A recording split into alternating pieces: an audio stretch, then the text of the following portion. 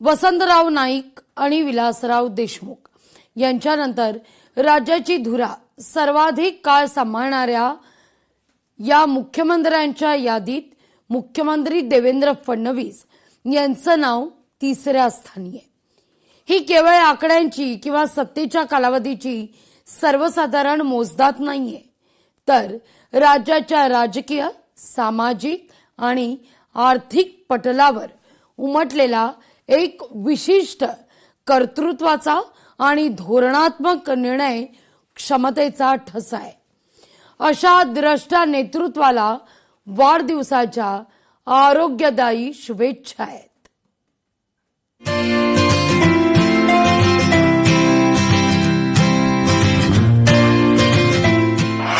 देवेंद्र फडणवीस विकसित महाराष्ट्राचे दूरदर्शी शिल्पकार, पक्षाचा एक कार्यकर्ता ते यशस्वी मुख्यमंत्री पदावर विशेष छाप, राजकीय नेत्यांच्या परिपक्वतेचा उत्तम मानबिंदू ठरणारं नेतृत्व, 3 वेळा मुख्यमंत्री पदाची शपथ घेण्याचा दुर्मिळ राजकीय योग, विस्कळीत आणि आघाड्यांच्या राजकारणात सलग 5 वर्ष पूर्ण करण्याचे दाखवलेले राजकीय कौशल्य, पक्षाचा आदेश आणि रणनीतीचा भाग म्हणून स्वीकारलेलं राज्याचं उपमुख्यमंत्री पद आणि त्यानंतर 2024 पासून सुरू झालेली मुख्यमंत्री पदाची नवी राजवट, हा संपूर्ण राजकीय प्रवास एका नेत्याच्या परिपक्वतेचा, संयमाचा आणि दूरदृष्टीचा आलेख त्यांच्या प्रत्येक कृतीतून उंचावणारा ठरलाय।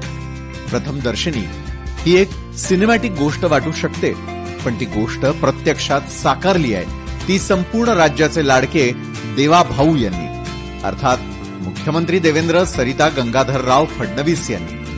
नावातच देवाचा उल्लेख असल्यानं कोणत्याही पदावर काम करत असताना ते नेहमी त्यांच्या अवतीभोवती वावरणाऱ्यांसाठी एक वरदानच ठरलेले आहेत। कोणत्याही क्षणी कुणीही मदतीसाठी साद घातली तर देवाभाऊ यांचा मदतीचा हात पुढे आलेला असतो, हेच त्यांच्या आजवरच्या यशाचं गमक ठरलेलं आहे। राजकारण हे असं एक माध्यम आहे ज्यात सामाजिक, आधुनिक आणि आर्थिक मदत घडवून आणण्याची ताकद आहे।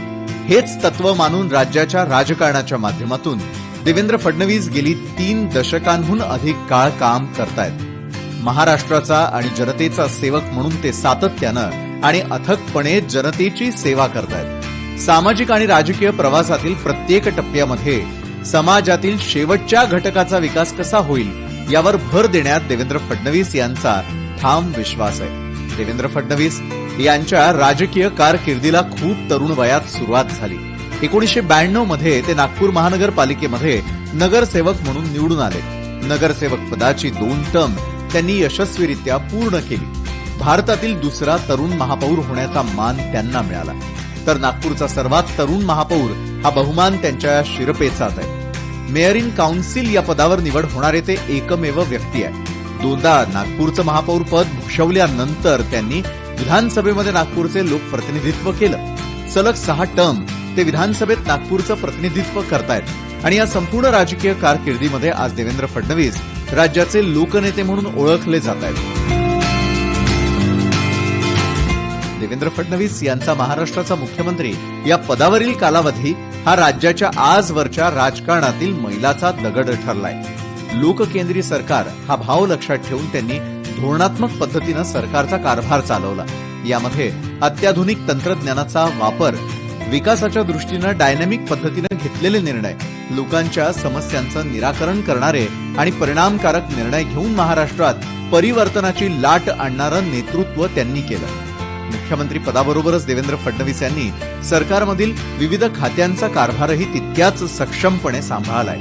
यामध्ये गृह विभाग, सामान्य प्रशासन, आयटी, नगरविकास, न्याय आणि कायदा, बंदरे, माहिती आणि जनसंपर्क या खात्यांचा आवर्जून उल्लेख करावा लागेल। जे कार्य हाती घेतलंय ते पूर्ण तडीस नेणं हा फडणवीस यांचा स्थायी भाव आहे आणि त्याच निश्चयानं त्यांनी राज्याच्या विकासाचा गाडा अक्षरशः द्रुतगती मार्गावर आणलाय। देवेंद्र फडणवीस यांनी राज्याचं नेतृत्व हाती घेतल्यानंतर मुख्यमंत्री फेलोशिप प्रोग्राम सारख्या अनेक out of the box idea राबवल्या। शिक्षण पूर्ण करून ऐन 20व्या वर्षात पदार्पण करणाऱ्या तरुणांना सरकारी धोरण आणि सरकारच्या निर्णय प्रक्रियेत सामावून घेण्याचा हा नाविन्यपूर्ण उपक्रम सुरू आहे. यातून राज्यात नवनवीन उपक्रमांना चालना मिळाली. त्यांच्या कार्यकाळामध्ये राज्यातील पायाभूत सुविधांच्या प्रकल्पांना मोठ्या प्रमाणात गतीही मिळाली. मुंबई पुणे नागपूर मेट्रो प्रकल्प, नागपूर मुंबई समृद्धी महामार्ग, कोस्टल रोड आणि Mumbai trans harbour link, connecting link यासारखे महत्वाकांक्षी आणि शहराचा चेहरा बदलवणाऱ्या प्रकल्पांचं व्यवस्थापन करण्यासाठी त्यातील अडथळे दूर करण्यासाठी वॉर रूमच्या माध्यमातून गती दिली. पारदर्शक आणि शाश्वत कारभाराच्या माध्यमातून राज्यात येणाऱ्या गुंतवणुकीला आणि औद्योगिकीकरणाला चालना दिली. त्यामुळे त्यांनी त्यांच्या पहिल्या टर्ममध्ये देशातील एकूण परकीय गुंतवणुकीपैकी 50% गुंतवणूक महाराष्ट्रात आणण्याचा विक्रम केला होता. देवेंद्र फडणवीस यांच्याकडे जगभरातील गुंतवणूकदार आणि कॉर्पोरेट क्षेत्र एक आश्वासक नेता म्हणून पाहत आहे. यातूनच देवेंद्र फडणवीस यांनी या क्षेत्राकडून सामाजिक हितासाठी भक्कम पाठिंबा मिळवलाय. Village social transformation mission, smart आणि शाश्वत शेती व्यवसाय आणि ग्रामीण परिवर्तन आणि सहभाग सोशल रिस्पॉन्सिबिलिटी सेल अशा उपक्रमांमधून उद्योजकांनी फडणवीसांच्या कल्पनांचे स्वागत करून त्याला पाठिंबा दर्शवलाय. देवेंद्र फडणवीस यांची कुशाग्र बुद्धी आणि राजकीय कसब याची वेळोवेळी राष्ट्रीय आणि आंतरराष्ट्रीय पातळीवर नोंद घेतली गेली. त्यांना अनेक प्रकारचे सन्मान आणि पुरस्कार मिळालेले आहेत. जगभरातील विविध व्यासपीठांवर फडणवीसांची प्रशंसा झाली आहे.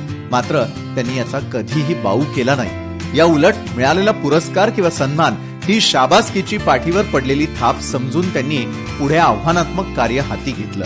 तत्कालीन मुख्यमंत्री यशवंतराव चव्हाणांनी ज्या आधुनिक आणि सुसंस्कृत महाराष्ट्राचं स्वप्न पाहिलं, वसंतराव नाईकांनी ज्याला हरित क्रांतीची आणि औद्योगिकीकरणाची भक्कम जोड दिली आणि विलासराव देशमुखांनी ज्याला जागतिक पटलावर नेण्याचे प्रयत्न केले, नेमक्या त्याच समृद्ध परंपरेला आधुनिक गरजांनुसार डिजिटल, औद्योगिक आणि पायाभूत सुविधांनी सज्ज करण्याचे ऐतिहासिक काम देवेंद्र फडणवीस यांनी सुरू ठेवलंय. इतिहास हा केवळ घटनांनी घडत नाही, तर तो दूरदर्शी नेत्यांच्या नेतृत्वामुळे घडतो, जे आपल्या धैर्यानं, दृढ निश्चयानं आणि परिवर्तनकारी नेतृत्वानं त्या इतिहासाचे शिल्पकार बनतात.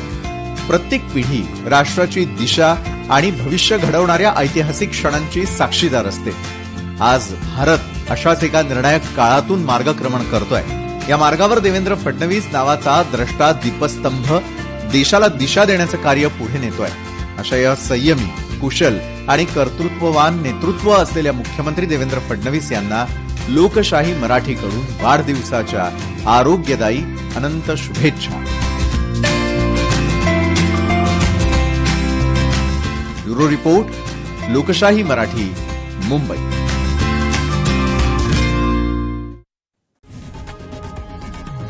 लोकशाही मराठी ऐका, पहा, जागरूक रहा.